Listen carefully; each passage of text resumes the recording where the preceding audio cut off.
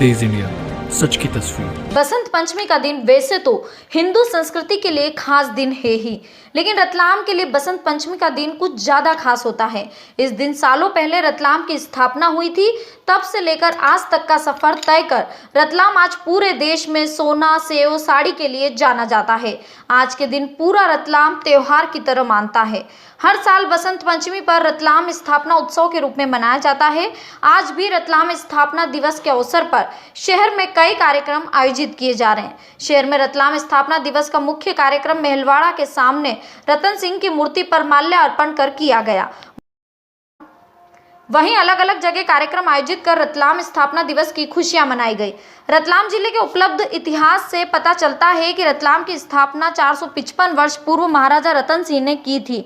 प्राचीन काल में रतलाम का नाम रतनपुरी था। महाराजा रतन सिंह की मृत्यु के बाद रतलाम राज्य के मध्य भारत में विलय होने तक उनके वंशजों ने राज किया।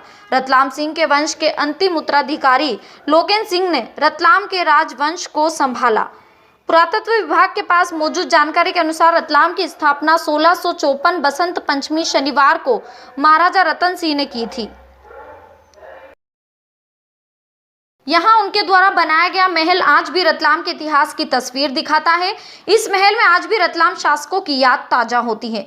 रतलाम में राजाओं के समय कार्य करने वाले परिवार के सदस्य मौजूद हैं और उस वक्त की स्मृतियां आज भी अपने पास संभाले हुए हैं। रतलाम के भूपेंद्र कुमार व्यास और शरद व्यास बताते हैं कि उनके दादाजी नाथूलाल व्यास रतलाम रियासत में कामदार थे। उस वक्त से बना घर और उस वक्त की दीवार घड़ी और उनके दादाजी की अन्य कर्मचारियों के साथ महल के नादर की तस्वीर आज भी इनके पास है। भूपेंद्र व्यास ने बताया कि हमारे दादाजी नाथूलाल व्यास रियासत काल में कामदार थे। उस समय बने इनके घर ने आज भी उस समय की लकड़ियां लगी हुई है। रियासत काल में दादाजी ने जो एक दीवार घड़ी खरीदी थी वो आज भी घर में संभाले रखी है, जिसकी कुछ तस्वीरें भी हैं। वहीं शरद व्यास ने बताया कि रियासत काल में दादाजी कामदार का काम करते थे। जो भोजन महाराज व उनके परिवार के लिए बनता था उनकी जवाबदारी कामदार पर होती थी। वहीं रतलाम का श्री मालीवास क्षेत्र रियासत काल में बसाया गया था। आज रतलाम सालों पुराना सफर तय कर अपनी एक अलग पहचान बनाए खड़ा है। पूरे देश में यहाँ के नमकीन रतलामी सेव के नाम से जानी जाती है। वहीं यहाँ की साड़ियों के लिए भी रतलाम बहुत प्रसिद्ध है। वहीं सोने की शुद्धता के लिए भी रतलाम खासा जाना जाता है। रतलाम राज्य की स्थापना 450 वर्ष पूर्व हुई थी। उक्त राज्य में मालवा की संस्कृति है जिसमें राजस्थान और गुजरात की विविधता भी पाई जाती है। यहाँ पर मुख्य रूप से रंजीत विलास पैलेस है जो यहाँ के प्रथम शासक रतन सिंह जी के नाम पे है ना, जो इटालियन शैली से बना हुआ स्थापत्य है। क्योंकि मेरे दादाजी नाथूलाल जी व्यास जो थे रतलाम रियासत में कामदार थे। रियासत काल की टाइम से ही मकान बना हुआ है। पुराने सागवान के जिस टाइप से लट्ठे पाट बने हुए हैं वैसा ही पुराना मकान बना हुआ है।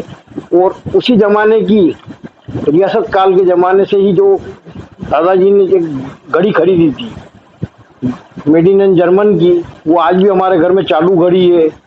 और काफ़ी फोटो वगैरह दादाजी के और सरकार के हमारे पास आज भी वर्तमान। रतलाम रियासत काल में मेरे दादाजी थे नाथूलाल जी गोपाल जी व्यास, वो श्रीमाली ब्राह्मण थे। उसके अलावा रतलाम रियासत काल में कामदार जो होते थे, एक पोस्ट होती थी कामदार की, उसी पे वो अपना काम करते थे। वो काम खाना बनता था रियासत काल में, भोजन। उस भोजन के पहले मतलब दादाजी वगैरह जो कामदार जो जितने भी लोग थे वो खाना खाते थे। उसके बाद ही मतलब महाराजा परिवार को वो भोजन परोसा जाता था। तेज इंडिया, सच की तस्वीर। रतलाम जिले के आदिवासी इलाके राजपुरा पंचायत के 10 गांव के ग्रामीण सोमवार को सड़कों पर सर पर गठरी लिए निकले। ग्रामीण इस अनोखे तरीके से ही अपने क्षेत्र की समस्या को लेकर सोमवार को कलेक्टोरेट कार्यालय पहुंचे और मुख्यमंत्री के नाम ज्ञापन जिला प्रशासन को सौंपा। ग्रामीणों की मांग थी कि 5 साल पहले मुख्यमंत्री शिवराज सिंह ने गांव धबईपाड़ा में तालाब की घोषणा की थी, जिसके निर्माण की स्वीकृति 2018 में मिल भी चुकी है, लेकिन अब तक इस इलाके के लोगों को तालाब नहीं मिला, जिसके कारण ये सभी वापस पलायन को मजबूर हो गए हैं। दरअसल ये सभी 10 गांव के ग्रामीण अपने इलाके में सीएम शिवराज सिंह चौहान द्वारा 2015 में घोषित तालाब की 2018 में स्वीकृति के बाद अब तक निर्माण न होने से नाराज है। ग्रामीणों ने धबाईपाड़ा गांव में 2,57,00,000 के स्वीकृत तालाब का हवाला देते हुए मुख्यमंत्री के नाम संबोधित मांग पत्र जिला प्रशासन को सौंपा है।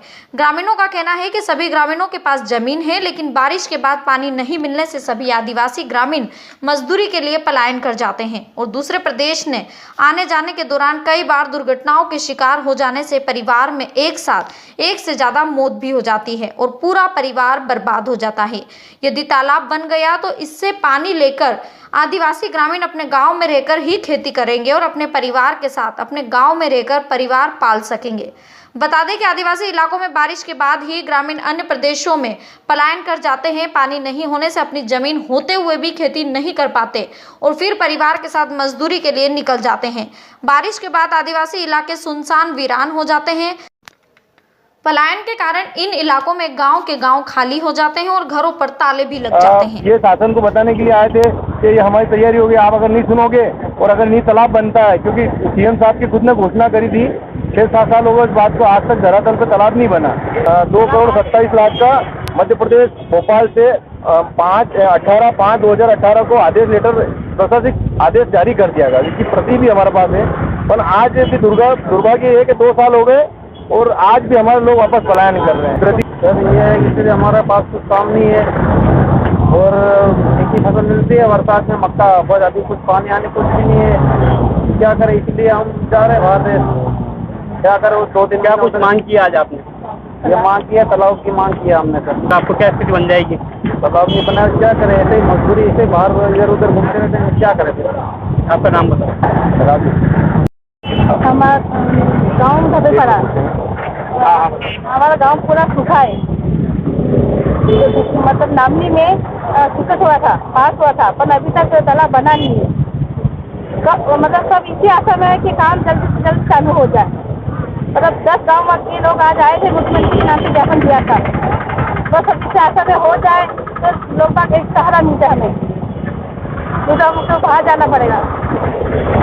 हमारे यहाँ 5-10 गांव है, लेकिन ऐसे है कि कोई गाय भैंस पशु पक्षियों को किसी को पानी पीने तक तो नहीं मिलता है। तो हम शिवराज सिंह चौहान से हम ये विनती करता हूँ कि हमारा मजदूर भाइयों को, हमको और सभी को रोजगार दिया जाए।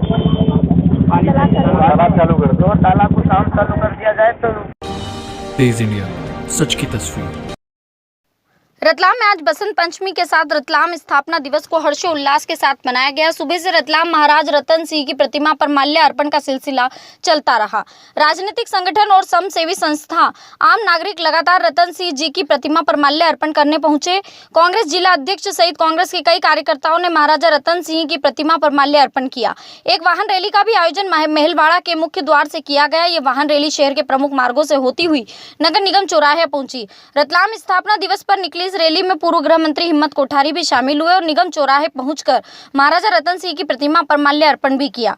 रतलाम स्थापना उत्सव पर निगम द्वारा आयोजन रखा गया, जिसमें शहर विधायक चैतन्य काश्यप अतिथि रहे। शहर विधायक चैतन्य काश्यप महाराजा रतन सिंह जी की प्रतिमा पर माल्य अर्पण किया, जिसके बाद निगम द्वारा लगाई 5 साल के रोड मैप की प्रदर्शनी भी लगाई गई, जिसमें तस्वीरों के माध्यम से दर्शाया गया कि आगे 5 साल में शहर का कितना विकास होने जा रहा है। इस प्रदर्शनी का विधायक चैतन्य काश्यप ने फीता काटकर शुभारंभ किया और प्रदर्शनी का अवलोकन भी किया।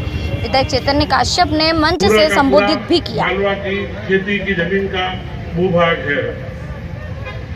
इन 370 सालों में रतलाम ने कई उतार चढ़ाव देखे, परंतु पिछले 150 सालों का इतिहास एक स्वर्णिम इतिहास है। 1860 के आसपास से महाराजा रणजीत सिंह जी ने जो रतलाम की कल्पना करी, जो वास्तुविदों को बुलाया, निश्चित यह मालवा के लिए बहुत बड़ा कार्य था कि जिस तरीके से उस समय रतलाम को बनाया गया और उसके बाद 40-50 सालों के बाद में रतलाम रेलवे का प्रमुख जंक्शन बना। मुंबई से लेकर के फ्रंटियर पेशावर तक की रेल यहाँ से चालू हुई और उसने रतलाम के व्यापार को बहुत तेजी से उन्नत करा। तेज इंडिया, सच की तस्वीर। रतलाम में सोमवार को कुछ युवकों ने एक हेयर सैलून दुकान में तोड़फोड़ की। पुलिस ने इस मामले में कार्रवाई करते हुए 2 युवकों पर नामजद मामला दर्ज किया है। बता दें कि स्टेशन रोड गुजरात की चौल जीवन लॉज के पास एक हेयर सैलून में बीती शाम 2 युवकों ने तोड़फोड़ की और वहां से भाग निकले। हेयर सैलून संचालक शैलेंद्र परिहार ने बताया कि इस इलाके के एक बदमाश गुंडा प्रवृत्ति के युवकों ने दुकान में तोड़फोड़ की है, शराब के पैसे मांगे, दुकान से कुछ नकदी लेकर भाग गए। आए दिन ये इस तरह का विवाद करते रहते हैं। इस घटना की शिकायत पुलिस से करने के बाद पुलिस ने वैभव व जतिन नाम के 2 युवकों पर मामला दर्ज कर लिया है और आगे की कार्रवाई की जा रही है। घटना हुई अभी आपकी दुकान की? यहाँ से वैभव नाम का गुंडा है, गुंडा प्रवृत्ति का आदमी, उसने आके सीधा कांच फोड़ा है, दारू के पैसे नहीं, वो धमकियाँ देते हैं, घुराते हैं, गालियाँ बकते हैं, दिन भर सामने की मल्टी में बैठ के दारू पीते हैं। तो किसी प्रकार की कोई लूट या फिर कोई मारपीट का ऐसा कुछ हादसा? दुकान किराया रखा था, गले में वो ले गया है निकाल के। इसके अलावा और कुछ सामान यहाँ से ले गए हैं? नहीं, और कुछ नहीं गया। क्या नाम है आपका? शैलेंद्र परिहार। तेज इंडिया, सच की तस्वीर।